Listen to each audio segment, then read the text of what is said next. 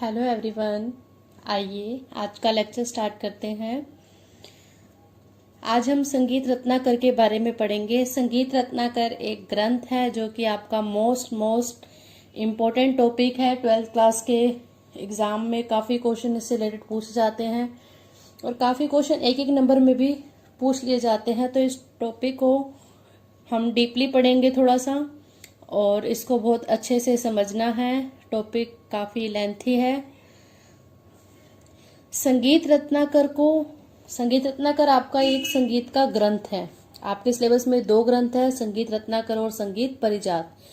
आज हम पढ़ेंगे संगीत रत्नाकर के बारे में। संगीत रत्नाकर जो ग्रंथ है इसको सप्ताध्यायी के नाम से जाना जाता है। तो सप्ताध्यायी क्या है? ये संगीत रत्नाकर में आपके 7 अध्याय बताए गए हैं, तो इस कारण से इसको सप्ताध्यायी के नाम से भी जाना जाता है। सबसे बड़ी बात कि संगीत रत्नाकर ग्रंथ का लेखक कौन है, तो संगीत रत्नाकर का जो लेखक है वो है आपके पंडित शारंग देव। तो 1 नंबर में क्वेश्चन पूछ लिया जाता है कि संगीत रत्नाकर ग्रंथ किसके द्वारा लिखा है, तो आपको क्या बताना है? पंडित शारंग देव ने ये ग्रंथ लिखा है। तो आइए पढ़ते हैं आगे इसके बारे में। पंडित शारंग देव द्वारा रचित ग्रंथ संगीत रत्नाकर संगीत का आधारित ग्रंथ माना जाता है। संगीत का आधार है ये ग्रंथ। जो संगीत रत्नाकर है संगीत का आधारित ग्रंथ माना गया है।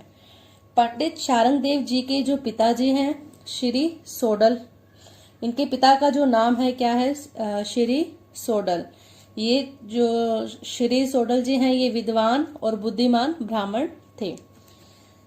वे राजा मिल्लम के दरबार में उच्च कर्मचारी थे। जो शारंग देव जी के पिताजी हैं वो राजा मिल्लम के दरबार में उच्च कर्मचारी थे। तो क्वेश्चन कभी कभी ऐसे भी आ जाता है कि जो इनके पिताजी हैं कौन से दरबार में कर्मचारी थे, तो ये राजा मिल्लम के दरबार में। ठीक है, इसलिए पंडित शारंग देव जी की जो शिक्षा दीक्षा है वो राज्यसभा में ही हुई थी, क्योंकि वो राजा के दरबार में नौकरी करते थे, तो उनकी शिक्षा दीक्षा भी वहीं राज्यसभा में हुई। पंडित जी का जन्म कब हुआ यह निश्चित रूप से कोई नहीं जानता, परंतु इतना अवश्य कहा जाता है कि इनका जन्म 13वीं शताब्दी के पूर्वार्ध में लगभग 1210 ईस्वी के आसपास हुआ। तो आपको ये बात ध्यान में रखनी है कि ग्रंथ कब लिखा गया था? 13वीं शताब्दी के पूर्वार्ध में। ठीक है, 13वीं शताब्दी से पहले यानी कि 1210 ईस्वी के आसपास लिखा गया। यह ग्रंथ संस्कृत भाषा में लिखा गया। ये बात भी आपको ध्यान में रखनी है कि संगीत रत्नाकर ग्रंथ कौन सी भाषा में लिखा गया है, तो संस्कृत भाषा में ये ग्रंथ लिखा गया है। ध्यान रखना कि एक नंबर के क्वेश्चन में ज्यादा कंफ्यूजन होती है, तो इस वजह से आपको थोड़ा ध्यान से पढ़ना है।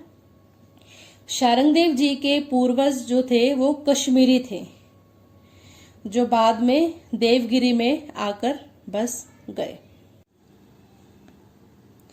ग्रंथ परिचय। इन्होंने अपने ग्रंथ सदाशिव, पार्वती, ब्रह्मा, भरत, कश्यप आदि कई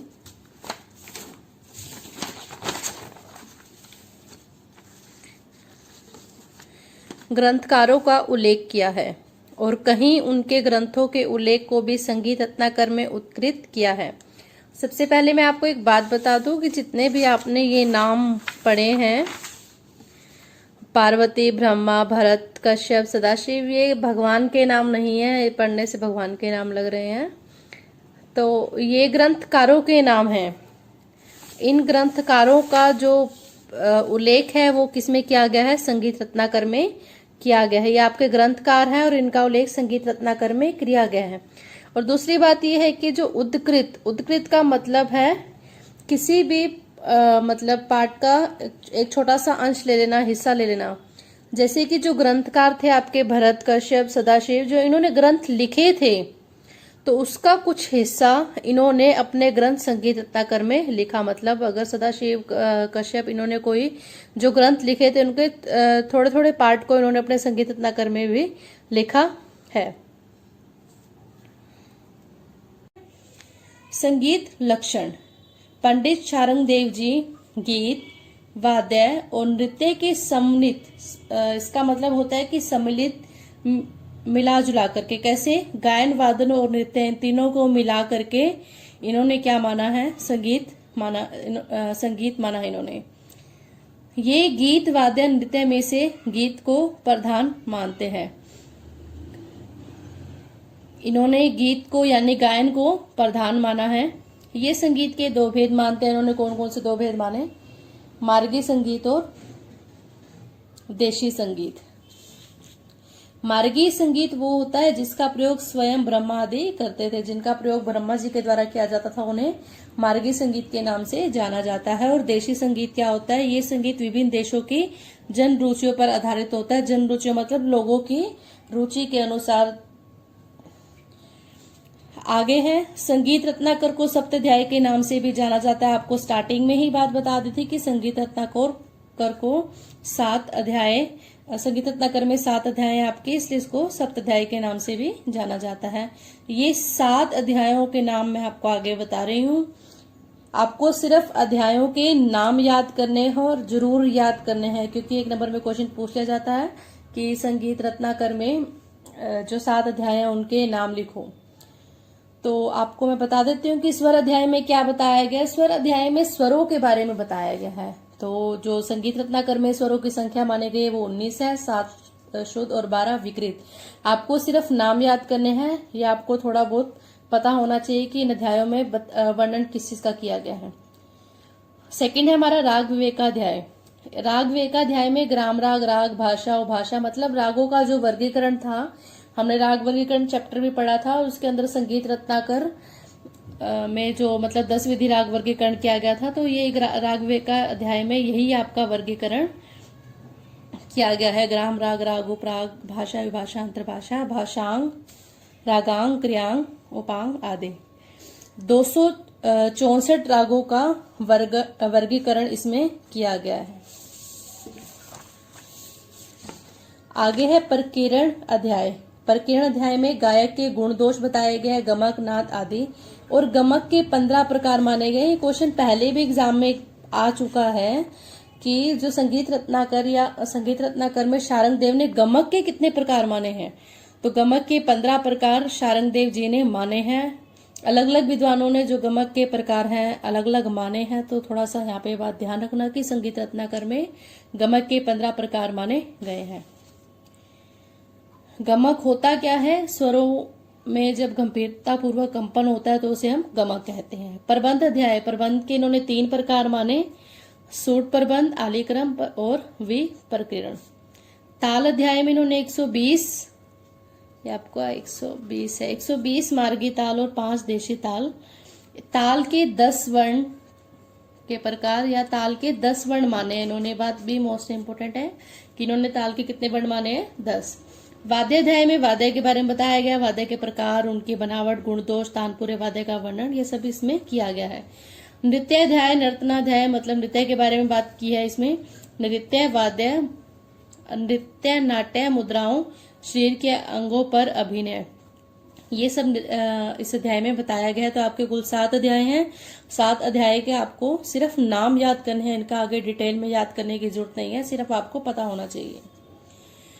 पंडित शारंगदेव द्वारा रचित ग्रंथ संगीत रत्नाकर में निम्नलिखित विशेषताएं हैं। ये आगे जितने भी आपको विशेषताएं कराई जाएंगी ये आपने सभी विशेषताएं लर्न करनी है और जो डेफिनेशन इनमें दी गई है आपको वही लिखनी है।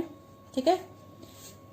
नाद, सबसे पहले नाद के बारे में पढ़ेंगे जो संगीत रत्नाकर में बताया गया है। नाद के बारे में, पंडित जी ने संगीत को नादात्मक मानकर संपूर्ण जगत को नाद के अधीन माना है। नाद आपकी क्या होती है? ध्वनि।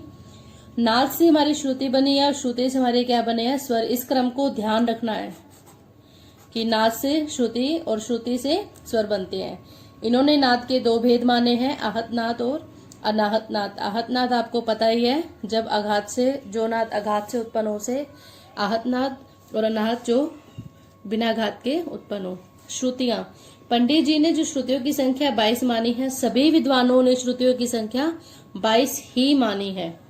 तो इन्होंने भी, शारंगदेव ने भी 22 मानी। ये कहते हैं कि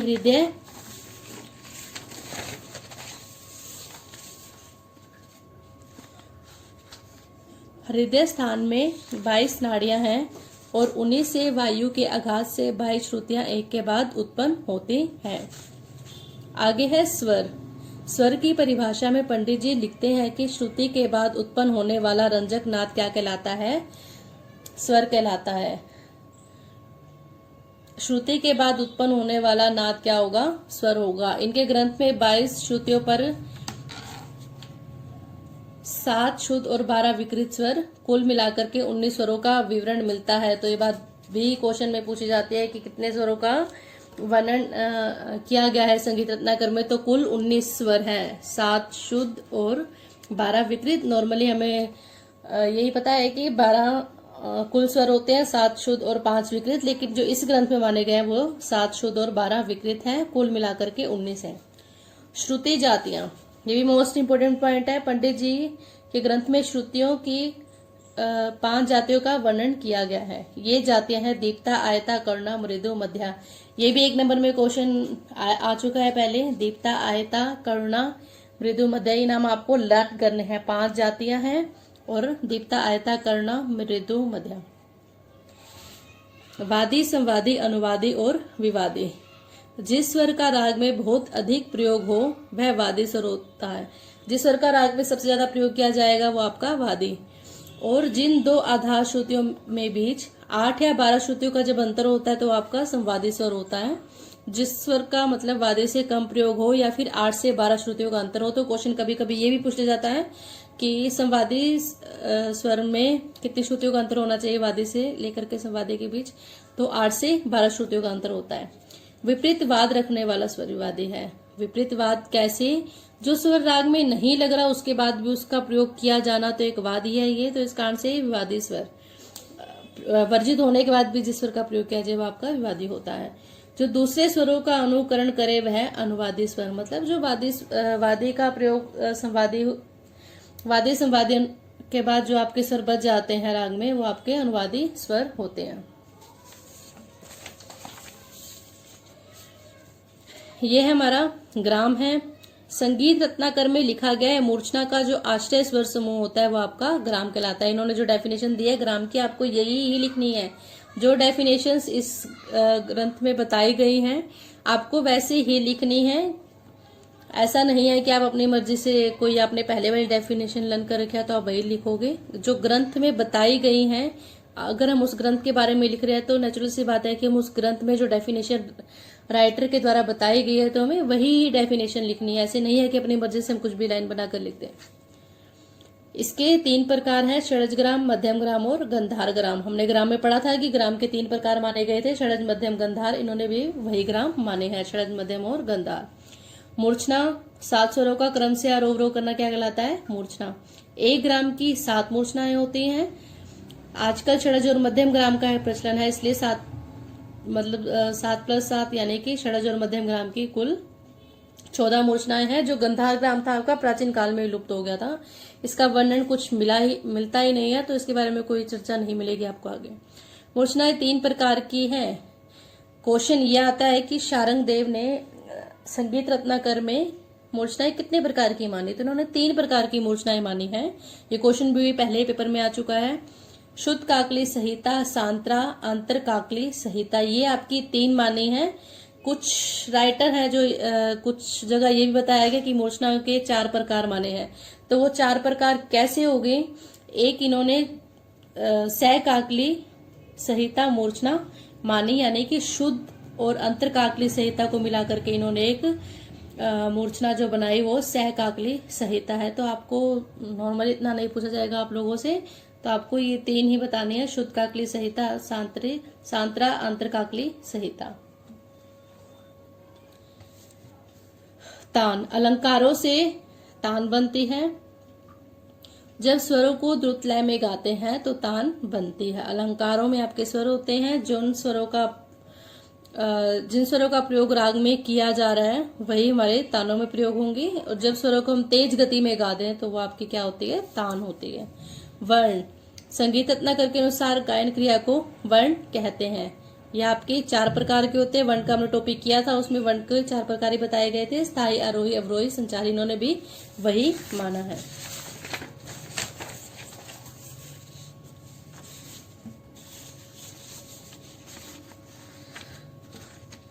पंडित अलंकार के बारे में इन्होंने क्या कहा है, पंडित शारंगदेव के अनुसार विशिष्ट वर्ण समुदाय ही अलंकार कहलाता है। विशिष्ट का मतलब विशेष वर्ण समुदाय ही अलंकार कहलाता है। तो इस बात को ध्यान रखना है कि अलंकार की जो इन्होंने डेफिनेशन दी है वो क्या दी है, विशिष्ट वर्ण समुदाय आपका अलंकार कहलाता है। इन्होंने वर्णगत अलंकार के 4 भेद माने हैं। इन्होंने अलंकार के हैं जो 4 भेद माने हैं, इनके नाम ये हैं। स्थायी वर्ण, यानी कि जो आपके वर्ण थे उनके आगे ही अलंकार शब्द जोड़ दिया गया। स्थायी वर्ण अलंकार, आरोही वर्ण अलंकार, अवरोही वर्ण अलंकार और संचारी वर्ण अलंकार। गीति, पद तथा लय से युक्त। पद यानी कि जो आपके शब्द होते हैं, जो पद बने होते हैं, तो पद तथा लय से युक्त और वर्ण से अलंकृत। कान क्रिया, वर्ण से अलंकृत मतलब स्वरों का ऊपर नीचे आना जाना। तो इसी गायन क्रिया को क्या माना गया है, गीति माना है इन्होंने। ऐसी रचना जो पद और लय से युक्त हो और वर्ण से अलंकृत हो। ठीक है। वाद्याध्याय में इन्होंने वाद्यों के बारे में बताया है। इन्होंने वाद्यों को 4 भागों में विभाजित किया। पंडित जी ने अपने ग्रंथ में वाद्यों को उनके उपयोग के अनुसार 4 विभागों में विभाजित किया है। शुष्क वाद्य जो सोलो रूप में बजते हैं, गीतानु जो गीतों की संगति करते हैं, ऐसे वाद्य जो गीतों के साथ बजाए जाते हैं। नृत्यानु जो नृत्य की संगति करने वाले वाद्य जो नृत्य करते समय वाद्य बजाए जाते हैं। गीता नृत्यानु वो है आपका जो गीत और नृत्य दोनों में ही प्रयोग किया जाता है। तो मोस्ट इंपोर्टेंट है, इसको जरूर याद करना है। शुष्क, गीतानु, नृत्यानु, गीता, नृत्यानु। आगे है हमारी थाट। मोस्ट इंपोर्टेंट क्वेश्चन, बहुत बार पेपर में पूछा जा चुका है कि इन्होंने जो थाट है, कौन से थाट को शुद्ध माना। काफी थाट को इन्होंने शुद्ध माना और आजकल हम किस थाट को शुद्ध मानते हैं, बिलावल थाट को शुद्ध मानते हैं। मोस्ट इंपोर्टेंट है, ये बहुत बार पूछा जा चुका है। पंडित जी ने काफी थाट को शुद्ध माना और आजकल हम बिलावल थाट को शुद्ध मानते हैं। क्वेश्चन ऐसे आता है कि आजकल ऐसा कौन सा थाट है जो प्राचीन काल में तो शुद्ध था, आज तो ऐसा थाट जो हमारा है प्राचीन काल में जो शुद्ध थाट था वो आज काफी थाट के नाम से प्रचलित है, लेकिन आजकल हम बिलावल थाट को शुद्ध मानते हैं। राग वर्गीकरण, जैसा कि आपने जब राग वर्गीकरण पढ़ा था तो आपको पता है कि संगीत रत्नाकर आपने उसमें 10 विधि राग वर्गीकरण पढ़ा था। तो संगीत रत्नाकर में जो राग वर्गीकरण किया गया उसको हम 10 विधि राग वर्गीकरण के नाम से भी जानते हैं। पंडित शारंगदेव जी ने राग रागने वर्गीकरण को स्वीकार किया, परंतु इन्होंने समस्त रागों को 10 भागों में विभाजित किया। इन्होंने रागों को कितने भागों में विभाजित किया, 10 भागों में। ग्राम राग, राग, उपराग, भाषा, विभाषा, अंतर्भाषा, रागांग, भाषांग, उपांग, क्रियांग। तो ये टॉपिक आपको वहीं से राग वर्गीकरण से सब कुछ क्लियर हो गया होगा। तो सेम वही बात यही बताई गई है, तो आपको वही सब ही लिखना है। पंडित जी ने तालाध्याय में तालों का भी वर्णन किया है। धातु व प्रबंध के भेद क्या माने हैं, निबद्धगान, अनिबद्धगान, अंगों आदि का वर्णन इन्होंने किया है। पंडित जी ने अंत में कहा है कि जैसे नदी को सागर में मिलाकर के तृप्तता प्राप्त होती है, उसी प्रकार मैंने अपने ज्ञान का जो लेखा मेरे पास था उसे संगीत रत्नाकर में मिलाकर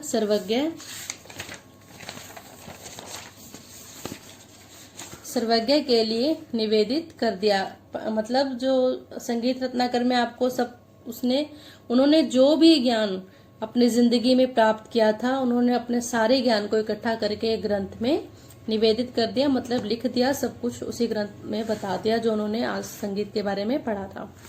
संगीत के क्षेत्र में पंडित जी की देन वास्तव में अविस्मरणीय, महान, विलक्षण और अद्भुत है, जो भुलाई नहीं जा सकते। तो मतलब इन्होंने इतने अच्छे कार्य किए संगीत जगत में, तो इनको कभी भुलाया नहीं जा सकता।